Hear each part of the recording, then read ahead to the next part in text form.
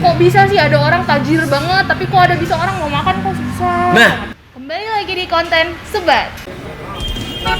Kenapa kita nggak ngangkat tentang ini? Karena sekali lagi ya, kita tidak ada bahan lain.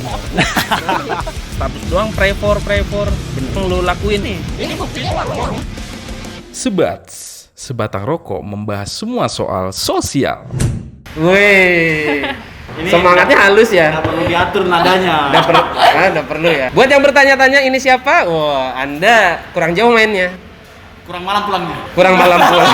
Anda suka nambah-nambahin Ki. Anda suka ngompor memang. Ya? Ini bisa dibilang toko pemuda yang lagi booming nih. Lagi booming. Waduh. Versi kita. Versi kita dong. Versi Oke, kita. oke. Sah aja dong kan? Sah aja. Orang kita kan kerja sama LSI kan. Lembaga survei toh. Iya benar. Iya. Jadi kenalin dulu dong buat Oke. sahabat 31 nih. Teman-teman semua, perkenalkan saya Annabella Moriska. Wih. Bukan tokoh pemuda, tapi saya hadir di sini mewakili diri sendiri sebetulnya. Wih, lebih kepada personal ya, Iya, iya. Memang awalnya harus independen Ki. Ya benar. Dan ya, iya dong. Benar dong. Rajin nulis, Iya, nulis juga kayaknya. bikin buku, ya dong. Harus kita kulik nih, Bro. Harus kita Harus kulik. kita kulik nih. Terus perempuan ya bisa dibilang kaum cendekiawan. Kalau sekarang ini bisa kita lihat angka literasi itu sudah mulai nurun. Ya? Mulai nurun di Nunukan. Terus ngapain ngobi nulis? Karena sebagai apa ya, kita bisa menjadi manusia itu melalui proses imitatif, Bang. Imitatif. Jadi dia akan meniru sebetulnya. Jadi kalau misalnya ada orang yang melakukan suatu hal yang baru, otomatis akan ada yang melihat dan mereka mungkin harapan saya itu bisa bikin mereka melihat, wah ini bagus. Dengan kayak gitu orang pasti akan membaca. Kan tadi kan dibilang tingkat literasi kita turun. Nurun. Iya, turun. Mungkin tulisan saya akan dibaca gitu karena wah ada orang Nunukan nih nulis katanya gitu kan. Heeh. Oh baca yuk. Tulis apa ya? Paling Dia akan baca mencari judul tahu. doang. Ya nggak sih? Harapan kita jangan sampai jawatan judul doang. Iya, tapi kan secara julid, aku kan mewakili masyarakat Oh. julid. Itu bisa aja Biasanya dia asumsi. judul-judulnya doang nih kan, judulnya kayak gini banget nih, udah deh gitu. Nggak coba untuk ngerambah dunia webtoon gitu, kayak bikin-bikin series gitu. Yang lagi kekinian lah ya. Yang lagi Kan tren di Nunukan milenial. Manga ya. Ya, Ada oh, iya. semacam seperti itu ya. Oh, jiwa wibuku bersemangat bergelora. nggak mau beralih ke webtoon gitu. Kalau saya pribadi saya tuh hobi menulis itu nggak juga dibilang suka banget enggak. Saya dan kebetulan yang baru saya tulis itu baru satu. Baru Dan satu. hal yang sangat-sangat serius sebetulnya. Wow. Jadi bukan seperti novel, bukan cerita-cerita fiksi, Kalau lebih kalau kepada boleh tahu esai. apa sih sebenarnya Apa? isi tulisannya? Jadi kemarin saya nulis tentang pentingnya kesadaran sosial yang dibangun pada pemuda. Kesadaran sosial yang Iya. dibangun kepada pemuda. Keren dong. Sosial dong. Keren dong. Ya, kesadaran. Tapi kalau kita kayak gitu. Saya ingin mengajak pemuda sadar gitu kan. Pada saat kita sudah 76 tahun merdeka ya. Wih. Iya kan ya? Iya, benar. Jadi pada saat sampai 76 tahun itu yang selalu kita bangun ini sebetulnya jiwa nasionalisme. Nah, itu yang seharusnya kalau kata seorang intelektual Prancis, Frantz Fanon, Iya. kalau kata Frantz Fanon, dia bilang bahwa kita perlu segera dari kesadaran nasionalisme itu harus segera kita ganti menuju kesadaran sosial dan kesadaran politik. Kalau misalnya kita bangun kesadaran sosial, pemuda bahkan sampai masyarakat dia akan tergerak untuk melakukan perubahan ke arah masyarakat adil dan makmur. Sebagai warga ya, yang saya lihat, yang saya amati itu kesadaran kita hanya seperti itu. Tapi ada tapinya gitu kan. Tapi ya kita nggak bisa menafikan bahwa banyak pemuda lain yang kesadaran sosialnya sudah dibangun dan itu yang harus terus-terusan kita. Ya paling nggak kalau nggak bisa ditingkatkan dipertahankan dulu lah ya. Iya. Tapi nyatanya dan buktinya. Lu riset di mana, Bro? Pak Widodo kemarin. Kalaupun ini kan hanya yang mengerti kan kaum intelektual nih, Iya, yang benar, mungkin bahasanya udah lulus SMA, jenjang kuliah juga diambil. Iya, benar. Tapi apa kabar nih mereka yang lulus cuma SMP dan SMA gini? Itu Gimana tuh? PR-nya. Itu PR-nya ya? Itu PR-nya. Nggak bisa dibawa pulang. Itu PR yang betul-betul harus dikerjakan. Makanya kenapa saya bilang kesadaran sosial itu menjadi penting. Nah, tugas kaum intelektual inilah yang kemudian dia harus menyadarkan Siram air. menyadarkan siram air, menyadarkan menyadarkan anak-anak yang abang bilang tadi gitu kan, bahwa jangan sampai kita putus sekolah. Anak muda sekarang ini kan banyak kan kalau bisa dibilang yang tren kekinian dibilangnya kor-kor doang loh. Betul. Ngomong doang lo. Betul. Cuman langkahnya untuk apa ya? Implementasi aturan. antisipasi yang kayak gini-gini itu gimana? Kalau saya Kalau menurut pandangannya Bella. Kalau saya pribadi, Bang, perjuangan untuk menyadarkan manusia itu nggak bisa dilakukan saya individu. Iya, benar. Itu betul harus dipikirkan bersama-sama gitu. Tadi kan Abang sudah bilang bahwa sebetulnya kita punya banyak kaum intelektual. Benar. Tapi itu perlu dipertanyakan lagi, kaum intelektualnya itu arah orientasinya itu cuma sekedar profesionalisme kah? Wow. Atau sebetulnya dia memiliki rasa tanggung jawab gitu loh. Ntar kayak kita bahas sama Pak Widodo kemarin. Udah bro. Iya kan? Jatuhnya udah bro. Apakah jatuhnya hanya untuk kantong sendiri? Iya. Ya kan? Nah, iya itu kalau kita from cafe to cafe itu kebanyakan orang-orang itu sekarang main game. Main game. Itu nggak bisa dan itu juga nggak bisa, itu kan adalah minat seseorang Minat, ya, gitu benar. kan, kita nggak bisa memaksa gitu. Tapi alangkah lebih baiknya kalau misalnya from cafe to cafe itu kita bisa mendengar ada pemuda juga yang asik berdiskusi soal permasalahan kita gitu. Waduh. Isu sosial itu penting gitu. Kayaknya itu apa ya? Hal yang rare, Ki. Ya, super rare lah kalau dibilang. Langka banget Langka tuh. sekali kalau sekarang. Orang datang ke kafe petantang teteng duduk.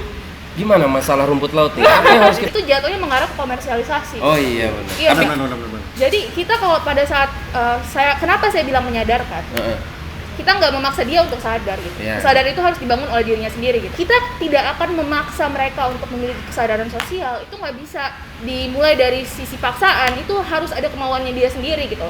terus ini yang lagi rame di perbincangan di ya bisa dibilang berita nasional juga. Lagi tren lah ya. Lagi tren mau Kayaknya itu naik trennya nih. sangat naik, mulai dari oknum, mulai dari sipil Betul. dan oknum. Betul. Oknum. Oknum. Kan biar halus aja dibaca orang, Oh, iya, bener. lebih kepada privasinya kan. Oh, gitu ya? Kalau disebutin namanya Ki, Gua nggak mau lanjut sebenarnya bro. Oh gitu ya, itu gitu aja. Kalau disebut namanya, aku akan sudahi. Iya. Kalau disebut namanya aku akan sudahi ya. oke. Jangan sedikit-sedikit dikriminalisasi, jangan Kritik dikit kriminalisasi. Kritik tuh justru membangun. Betul. Makanya langsung ada lomba.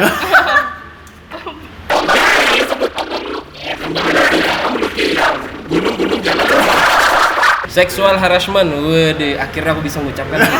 Aku belajar dari kemarin. Sumpah, cuma 2 kata itu aja. Dia sebagai korban, dia bingung dong. Aku mau laporin gimana gitu kan. Heeh.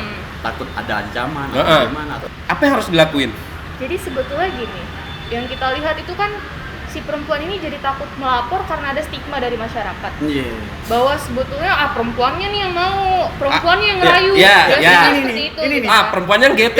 Ini yang Iya. liar kayak gini nih. Heeh. Yang liar kayak Iya. gini nih. Jadi kalau dia ngelapor dia bilang, lu dapat enak juga gitu kan. Nah, Iya. Pelontaran kalimat seperti itu sebetulnya merupakan sebuah pelecehan verbal. Verbal bener. Iya, Sekarang iya, begitu. jatuhnya ke situ. Itu sudah merupakan Jadi pelecehan ya verbal. selain fisik, verbal juga dia dapat gitu kan. Dia menjadi korban itu psikisnya apa ya? Jadi harus ada pendampingan. Langkah yang harus kita lakukan itu adalah pendampingan. Kalau kita berkaca dari dinunukan kan kalau konteks sosial kejadiannya. Saya belum melihat ada satu wadah tempat perempuan bernaung. Kalau untuk kita bicara Dinunukan ya? Iya. Jadi akan harusnya ada satu wadah nih, misalnya aliansi perempuan. Oh, bentuk satu komunitas gitu Oh, lah. Ya. komunitas. Jadi kalau misalnya terjadi kekerasan seksual di Nunukan, mereka bisa melapor ke sini dan kita yang mendampingi. Oh iya bener. Tapi Setidaknya gimana ada tuh? payung. Gimana tuh kalau ada mindset yang kayak gini? Aku ngelapor. Ini kan mindset kita ya. Iya. Kalau mindset lokalan ini kan biasa wah, nanti yang jelek keluargaku. Heeh. Nah, Itu tuh. Itu. Ini ngeredam yang kayak gini ini gimana? itu permasalahan sistemik yang sebetulnya seluruh dunia itu merasakan permasalahan. Termasuk Jamaika. Iya. Kejauhan, Bro. Ya, Kejauhan aja. Ih, kenceng tuh Ki. Perempuan itu sebetulnya merupakan manusia yang dia tuh sudah triple minority kalau kita Iya, bilang. iya. Triple minority itu Bukan dia double lagi, triple. sudah triple gitu. Kedudukannya dia itu adalah kedudukan yang paling tidak diuntungkan. Istimewa, tapi kita harus memperjuangkan hak-haknya mereka gitu. Melihat mereka sebagai manusia secara utuh. Gak tahu nih kayaknya masih. Makanya saya pakai baju hack patriarki, teman-teman. Hack patriarki. Patriarki. Apa sih artinya tuh? Patriarki itu pemikirannya si laki-laki yang apa ya? Yang Dia selalu ingin mendominasi perempuan. Oh. Untung dinunukan tidak. Contoh kemarin ya ada kejadiannya 5 cowok ngajar 1 cewek ya walaupun ya di Memperkosa ya? Ya, Memperkosa. ya, Bahasa kasarnya gitu lah. memperkosa cewek. Nah, itu waduh, bukti lu mana? Terus kalau nunjukin bukti kayak gimana? Ini kita berbicara fakta ya. Mm-mm. Ini nggak cuma terjadi di sini kebetulan dan terjadi dimanapun di Indonesia. Sekarang lagi marak kasus kekerasan seksual gitu. Itu makanya kita perlu merubah mindset masyarakat itu. Jangan kita menganggap bahwa pemikiran laki-laki yang alami itu adalah laki-laki yang mendominasi perempuan, itu salah. Pemikiran seperti itu yang harus kita ubah. Jadi bahkan ejekan-ejekan, maksudnya bercandaan-bercandaan kayak catcalling maksudnya, catcalling misalnya. Cewek mau kemana?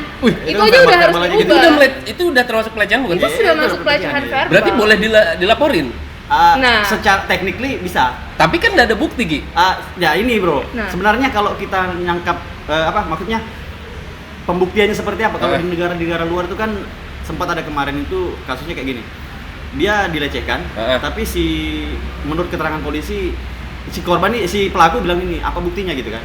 Tapi si polisi bilang ini buktinya itu keterangan si korban ini sebenarnya bukti. betul. Oh, sudah bisa dibilang Sudah bisa bukti, dibilang bukti. Apakah itu berlaku di Indonesia? Itu kita tidak tahu. Korban ini adalah pihak yang paling tidak diuntungkan. Kalau kita berbicara mengenai kekerasan seksual, pendekatan yang kita lakukan adalah pendekatan korban, bukan pendekatan pelaku. Jadi itu yang harus betul-betul diutamakan. Gitu. Jadi korban itu nggak bisa dibiarin jalan sendiri, apalagi kalau kita lihat dari sisi keluarga ya. Banyak keluarga yang pasti tidak akan mau mendukung korban.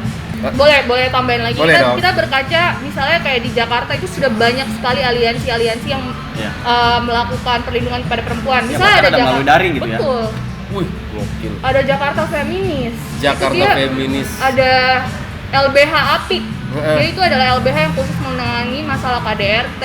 Berarti ini SJW-nya mantap ya. Social Justice Warrior kan? Iya, dan itu yang harus dibangun di sini. Itu yang belum ada di sini. Di sini kagak ada ya. Iya.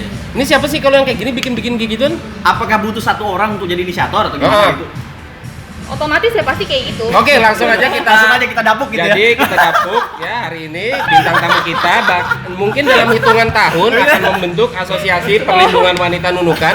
Amin. Jadi supaya cewek-cewek di nunukan jangan takut kalau kalau beraktivitas ya. Benar. Kalau saya di Jakarta kan kebetulan sering Digituin. Wih. Jadi kadang saya lewat sambil jalan. Wih. Seperti itu. Iya. Apalagi kalau kita berbicara soal kasus yang kemarin. 5 laki-laki Itu 5v1 sudah tuh. Iya.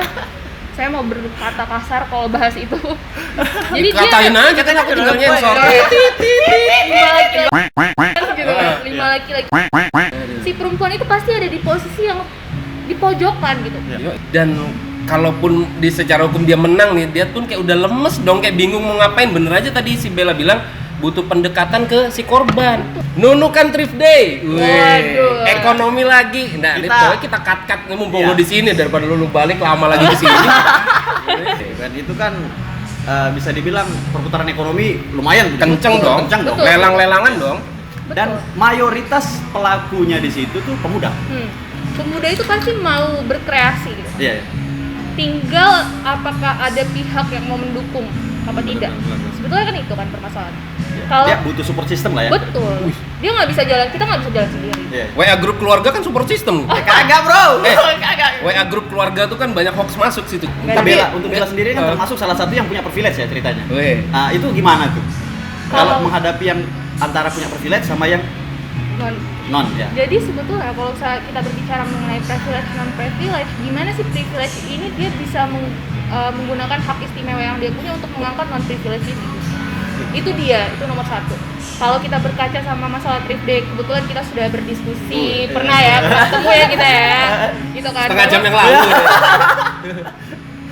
Jadi kalau kita bilang masalah, kita lihat sebetulnya minatnya mereka tuh apa sih sebetulnya? Minatnya barang brand. Nah itu kan, itu maksudnya harusnya nggak menjadi masalah ya. Menjadi masalah ilegal itu kan berarti karena tidak ada peraturan yang mengatur. Wah, berarti kita butuh perda dong. Berarti kita Wajib. butuh satu Wajib. peraturan Iya. yang mengatur sehingga bisa mengakomodasi minat dan bakatnya pemuda itu tadi. Jadi nggak setengah-setengah ya. Betul. Nggak takut-takut gitu kan. Kita juga bisa bilang itu mungkin bisa menjadi suatu hal yang mengurangi pengangguran. Yoi, Misalnya bener. anak-anak jadi udah nggak mau narkobaan lagi misalnya. Tapi ya sekarang ya intinya gini, pemerintah daerah apakah memiliki komitmen? Itu kan yang dipertanyakan. Ini sih ya, pertanyaan besarnya itu sih. Betul sebenarnya. kan? Kalau misalnya dia punya komitmen, dia pasti akan melakukan kajian. Di hasil kajian itu dia akan terlihat nih potensinya seperti apa. Pada saat potensinya ini ya pasti dia akan berjuang untuk mewujudkan itu. Gitu. Benar.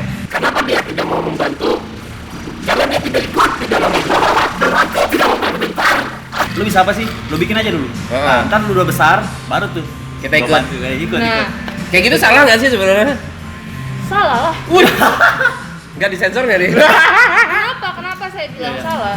Kan sebetulnya kehadiran pemerintah dan kehadiran Oh, iya. negara itu apa sih sebetulnya? Sebagai kayak orang tua dong Betul. jatuhnya kan? Kan kalau misalnya Ngangon pemuda gitu yang ya. melakukan inisiatif gimana ya? Semua itu nggak apa-apa dibebankan kepada pemuda gitu. Kalau yang saya pandangi selama di Nunukan ini kan sebetulnya kita ini haus hiburan. Haus hiburan. Iya. Bentar. Kecelakaan aja bro, kebakaran jadi tontonan. Tontonan dulu. Story dulu baru bantu. Karena di storyku ada emoticon air kan? Iya bener. Oh jadi nyiram virtual. Nyiram secara daring. Beberapa bulan yang lalu waktu masih Covid juga melonjak, kenapa acara nikahan masih ada yang berani buka masker?